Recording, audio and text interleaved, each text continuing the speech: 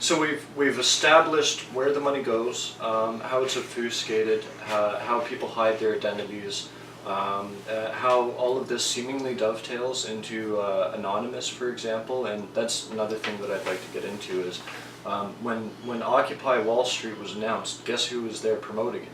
Anonymous. They were there promoting it. Same thing with Bitcoin. They're promoting it. It seems to me like Bitcoin is a digital cryptocurrency geared towards the exact task of global currency. And now we've seen, like, the cryptocurrencies proliferate out into like a multitude of different cryptocurrencies such as Dogecoin and Kanye coin.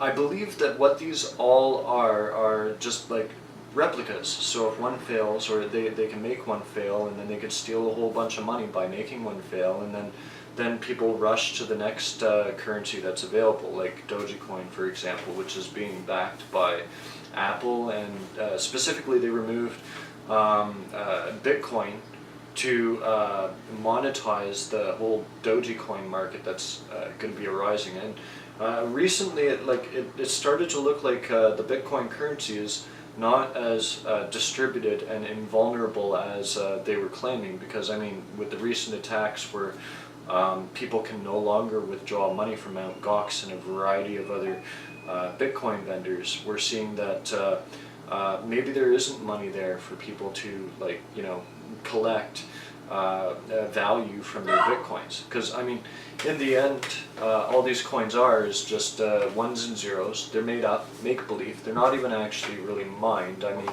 you can arguably say that because a computer solved a problem that did absolutely nothing other than create currency, that it costs something, but it really doesn't. That cost is something that is moot in the world of quantum computing.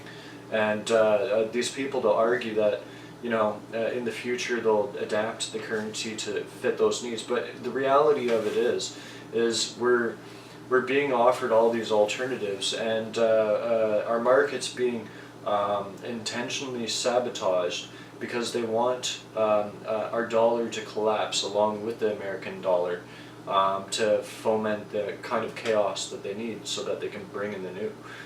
When people are left with no other choice but to pick another currency, right?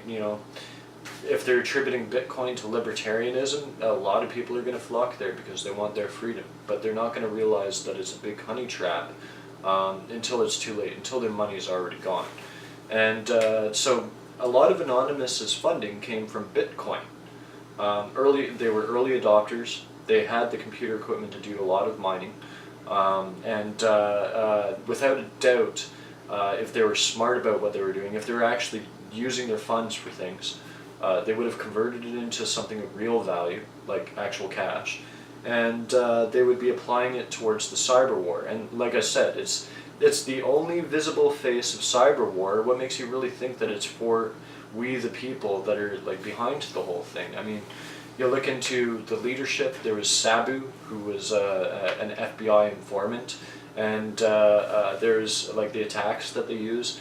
They'll attack a target, and they'll use teenagers, kids on their computers and stuff through IRC channels and whatnot to act as a subterfuge, like a distraction, so that the authorities can, when they do their token arrest, they can go and arrest some of these children. And now it's not the military-industrial complex that's running Anonymous.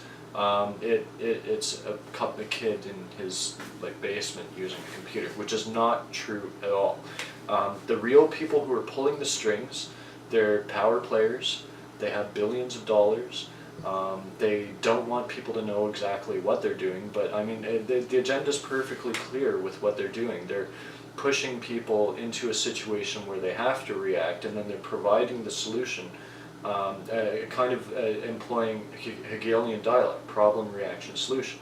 So we've been looking at what's been going on with the IPCC, for example, and they've been involved in a considerable amount of fraud in pushing this whole global warming thing, which now has morphed into climate change. And I mean, right away I'm thinking to myself that okay, hold on a minute. These people, they said global warming, and they were wrong. And so we should not trust them because they were already wrong once. They didn't think for themselves, and they still treat the people who told them that they were wrong like crap. You'd think that the fact that somebody clued into it earlier than when it was actually revealed, that it would lend a little bit more credibility with those people. But we see the exact opposite, that anybody who's an early warning whistleblower to that kind of an activity, they're often vilified and excluded from their conversations because they don't need people who are troublemakers. They want people to go along with the agenda.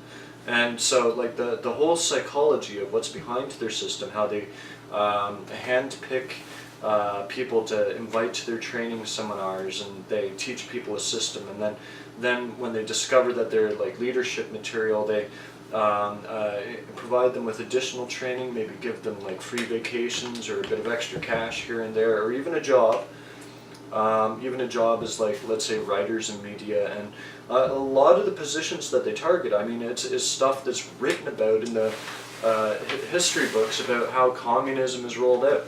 They target your education institutions, and they want to get at people while they're young. They want to get them indoctrinated into a certain program so that when they get old enough and they seize the reins, that it's their ideology that's proliferating out of these people. And that's exactly what we're seeing. We're seeing that kind of a situation within our education system. And so naturally what these people will do, they'll target teachers, federations, student unions, and they especially appreciate unions because there's always strength in numbers, and it provides a power consolidation where all you have to do is corrupt one guy and you've got the whole thing. You've got all this political power at your fingertips through the unions, and it really doesn't take much at all to infiltrate them. And I mean, these are issues that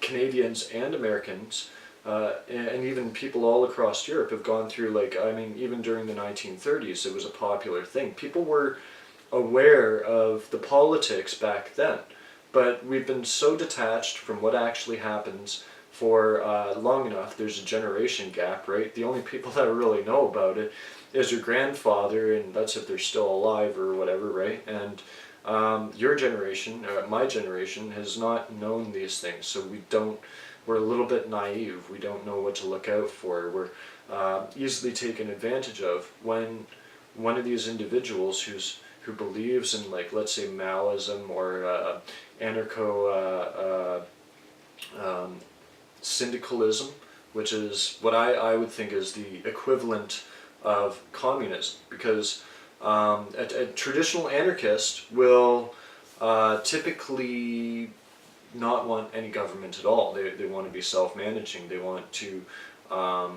regulate their own life and not be interfered with, unless if there's a good reason to interfere with what those people are doing, right? And that's what a real anarchist is. But these people, these communists, they've had to assume that role as well, because they want to take advantage of people who are disgruntled by the system that they're throwing a wrench in and sabotaging.